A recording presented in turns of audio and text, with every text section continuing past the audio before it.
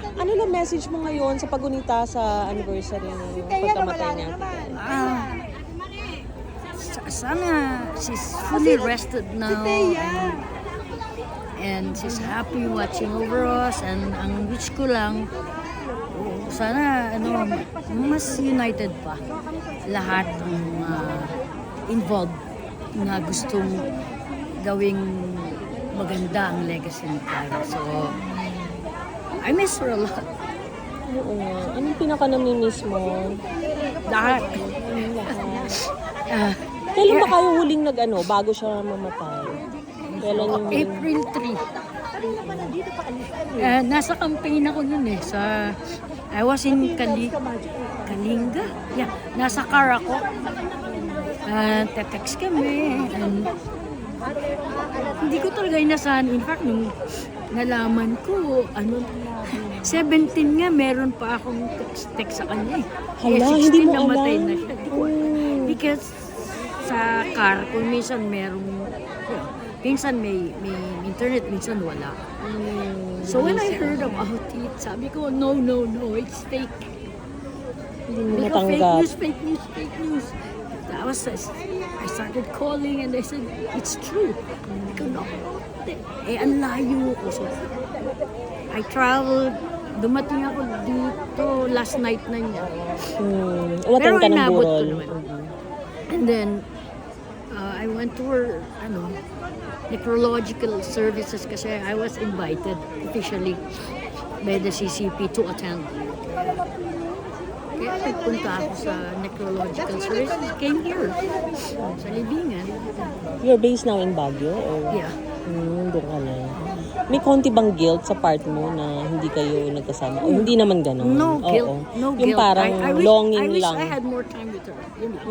I wish because may work ako, she had her own schedules and her own life, and I had my own life like that. Kasi sino man mag-iisip kasi na iiwan mo tayo kaagad. So, I wish I had more time with her. Yun lang.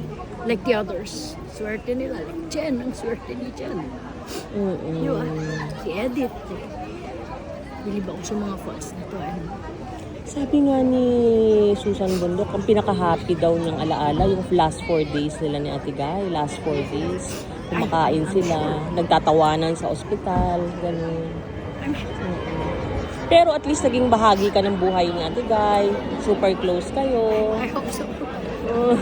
Hanging on to naman. Yeah.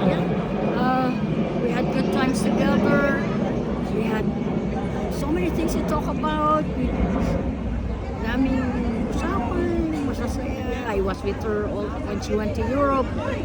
I was with her when she went to Dubai, Oman, Vienna.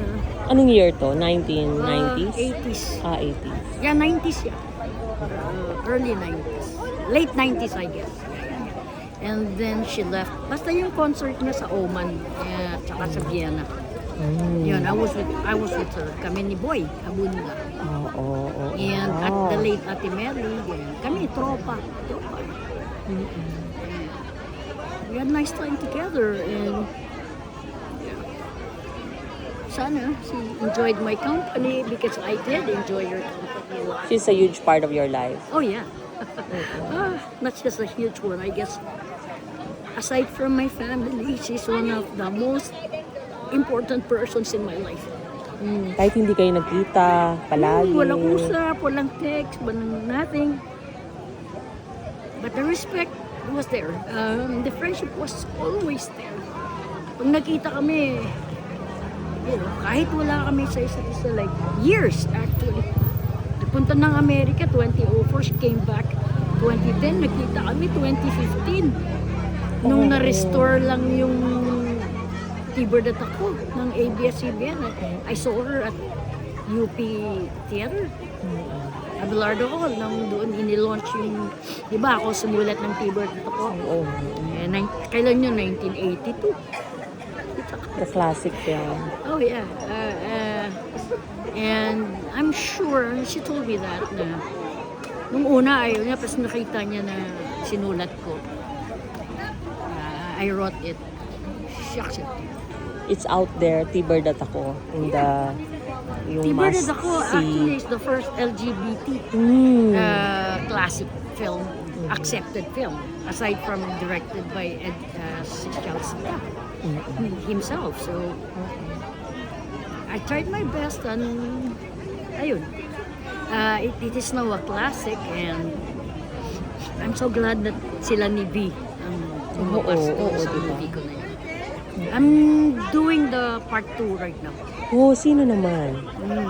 Superstar na dalawa yun eh. I don't know who the superstars are now. Wala superstar na iba kundi si Ate Guy lang. So, I'll just settle probably dun sa pinakasikat. Sinong producer nito? I still have to offer it. Hello. Ay, Tinatapos ganun ko ba? po. Oo. I'm sure but if I offer it, I'm sure meron naman siguro. Meron lang akong hindi naasahang question. Wala kang alam na association niya with Kokoy Laurel? Kasi parang sumunod si Kokoy after namatay ni... I have some friends.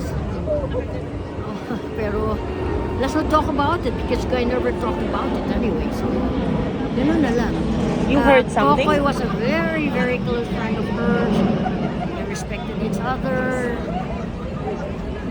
I'm doing another movie. Yung title, To Love Forever. Inspired lang ng Guy Kokoy. But it's not a Guy Kokoy true to life. But I'm doing it right now. To Love Inspired Forever. lang. So, to love forever. Anong klaseng love ito? Kasi forever. Eternal. As in. Eternal. Oo. For love has gone. Something like that. Pero why do you say it's Hindi- inspired by Guy Kokoy? Because their love story is never ending. Like now that they're both gone, lalo pang sumisikat yung Guy Napansin Kokoy mo? Oo. because of the mystery. What was there? What was the special relationship that they had? And nawala na, sila na put a period to it. So everybody has their own conclusions. I have my own conclusion.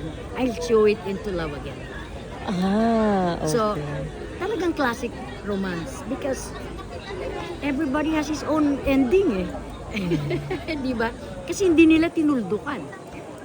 Di ba? You come to think of it, walang end. Hanggang huli, nagkasunod pa. Hanggang sa namatay, nagluksa. Less than in 2 months and how many days? 2 months and 2 days or something. Sumunod si Kokoy. So, depende na kung anong tingin nung, ay, pinasunod, ay, sinundo, ay, hindi nakayanan, ay, ang daming sana. So, it goes on. So it will become a classic. Unending, just like Romeo and Juliet. Oo nga. And most of all, puro positive, puro adoration ang sinabi ni Kokoy. Wala naman kasing bagay sa mundong to na hindi negative or positive lahat. There were some positive, there were some negative, but binura yung mga positive na tungkol sa kanila. Merong part sa libro kasi ni Baby K. Jimenez na nung papunta si Kokoy sa airport, umiiyak po si Ate Guy na parang na-in love din siguro siya. Well, I don't know. Ang tanong, was it consummated or not? Di ba? But come to think of it, like, Kokoy is a very religious man. So, chances are, yung kinasal si Guy, matras na siya. Di ba? But nag-guest pa siya sa Superstar, nag-guest pa siya sa mga guesting, concert. At that's professionalism. No, who will stop you? You sing, and then what happens during the singing, ayun na, bahala ka nang maniktik dyan. Hindi mo napanood yung concert nila, nag-torrid kissing sila, 2004. Where? In the United Through the States? years. Here in the Philippines. No, she was in America. Ano? 2004. Basta, oo, 2004. Baka before. Anong Through the concert years. yun? I-search mo sa YouTube. Ang haba ng Never kissing mind. scene. Kasi sa akin, I mean, like, I have never ako na nangialam, never ako na I gave 5 cents of my advice, and Guy never really asked me na, okay ba si ganon? No? We never talked about her leading men, and we never talked about the guys who loved her and whom she loved. Hindi kami, never. We were just on the level of our friendship na, no, ganito yung nangyari, ganyan, ano gagawin ko na? Sabi, okay ba si ano? No. Never. Kaya wala akong sinuportang Guy and Pip, Guy Manny, Guy Sajid, or Guy and Kokoy for that na kitang-kita mo na andun ako na nakikip. No. Lahat sinama ako. Pag sabi niya, Lika, labas kami na ano. Okay. Oh, may ganito kami. Okay. Okay lang. So, as far as the love affairs of Guy, I never really, hindi kami, even she never confided in me, ask my advice or what, never. What sa kanya, sa amin, sa love life niya, what you see is what you get. So, ako naman, respect. No, sige, si Pip niya, okay. Si ano, okay. Ay, kinasal, okay. Makulay lang ano, Yeah. yung love life. Pero nakasubaybay. Subaybay is the word. Who's always there, watching over. Salamat, Portia, kasi I know you're going to Baguio daw tomorrow. Yeah, uwi na Maraming ako eh. salamat. Sabi